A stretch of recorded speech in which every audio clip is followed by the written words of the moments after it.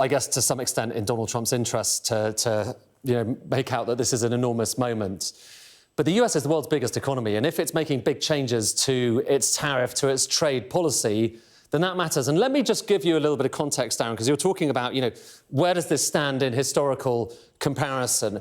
What this chart is showing you is the average US tariff rate going back to 1891. So we're looking deep through kind of history here. The bit that I've labelled there, that's Smoot-Hawley. Now, there was this act in the 1930s which basically raised a lot of tariffs. It's infamous amongst economists because they see this as contributing to the Great Depression. But then look at what happened next. So that tariff rate came down and down and down and down and down. And when you're talking about the current era of globalisation, that's a pretty good, proxy for thinking about this period we're in, or at least have been living in recent decades. Low tariffs, relatively free trade around the world, and the US being at the vanguard of that. Here's where we are now, and you can probably make out, it did rise a wee bit under Donald Trump the last time around. But here's where we are now, based on the metals tariffs, based on the extra tariffs that we've had on China. Let's have a look at this line.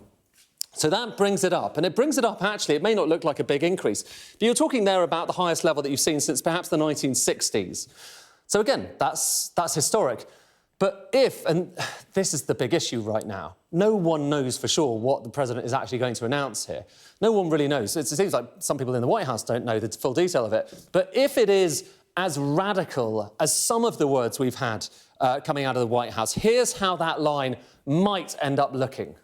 Just look at that. So that's on the basis of extreme reciprocal tariffs. So you're taking it to almost an unprecedented high. And when we talk about reciprocal tariffs, again, we're going to get detail later on. But here's one way of looking at it. Basically, the idea and the pitch is the US is going to start imposing tariffs on other countries at the kind of more or less the same rate that they are charging tariffs on the US. And if you're just looking at tariff rates and how they differ between places like India, Germany, the UK, Vietnam, and the US, here's how things look. And actually, the UK is lower than the US. However, if you decide that you're also adding on things like value-added tax, just have a look at what happens to these lines. That just goes up. That bar goes up through the roof. And that is the big question, and that's hopefully what we're going to find out more about. But if we're talking about this, as you say, Darren, it's not hyperbolic to say that this is a really historic shift in global trade.